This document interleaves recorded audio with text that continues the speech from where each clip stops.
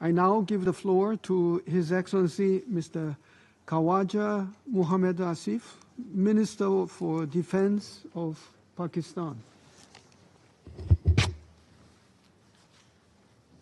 Bismillah ar-Rahman ar-Rahim. Mr. President, I deeply appreciate the Republic of Korea's initiative for convening this open debate. It is of special significance that President Lee Jae-myung is personally presiding over our deliberations. I thank Secretary General Guterres for his insightful and valuable briefing. We also thank other briefers. AI, Mr. President, is reshaping our world at breathtaking pace. It is the most consequential dual-use technology of our times, capable of accelerating socio-economic progress, but equally capable of deepening inequalities and destabilizing international order. Harnessed responsibly, AI can drive inclusive growth and shared prosperity. In the absence of global normative standards and legal guardrails, the AI revolution risks reinforcing digital divides, entrenching new forms of dependency, and imperiling peace. Unregulated and irresponsible use of AI enables disinformation campaigns, offensive cyber operations, and development of new types of armaments. The accelerating weaponization of AI through autonomous weapon systems and AI-driven command and control systems pose a grave danger. Mr. President, in recognition of the importance of this technology, Pakistan developed its first ever national artificial intelligence policy in July 2025. This transformative framework seeks to build AI infrastructure, train 1 million people, and ensure responsible, ethical use of AI. It lays out 6 pillars prioritizing innovation, public awareness, secure systems, sectorial transformation, infrastructure, and international partnership. Pakistan also hosted regional consultations on responsible AI in military domain. In Islamabad on 17 June 2025, in partnership with the Republic of Korea, the Netherlands, and Spain, we appreciate the leadership of ROK and Netherlands in this area. Excellencies, the AI transformation is unfolding in a highly uncertain international environment. The UN Charter is under strain. There is an attempt to normalize use of force.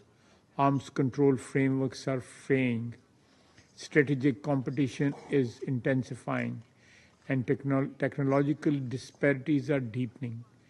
In such a context, the militarization of AI compounds the sense of insecurity, undermines the principle of equal security for all, and erodes trust. Excellencies, in the recent conflict in the subcontinent between India and Pakistan, for the first time, autonomous loitering munitions and high-speed dual-capable cruise missiles were used by one nuclear-armed state against another during the military exchange, which manifests the dangers which AI can pose.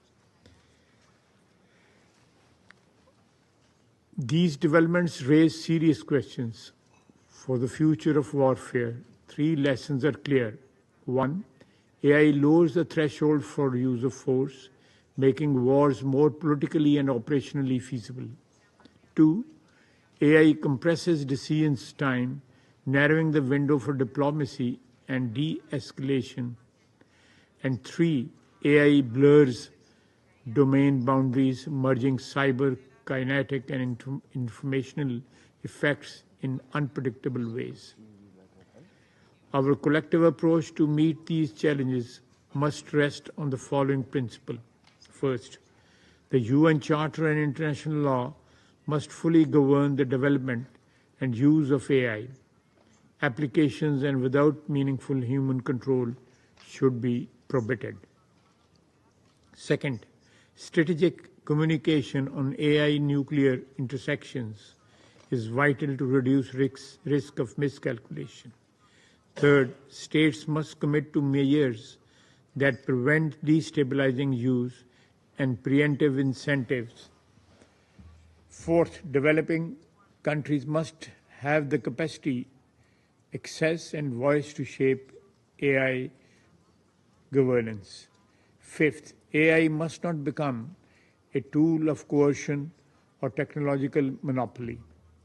Six, AI governance must be anchored in the legitimacy of the United Nations system. Seven, attempts to monopolize strategic advantage will fail.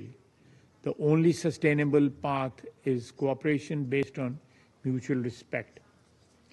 Excellencies, development dimension of AI is crucial. The adoption of General Assembly Resolutions 78/311 led by China last year was a landmark achievement that established the first multilateral agreed blueprint for AI capacity building.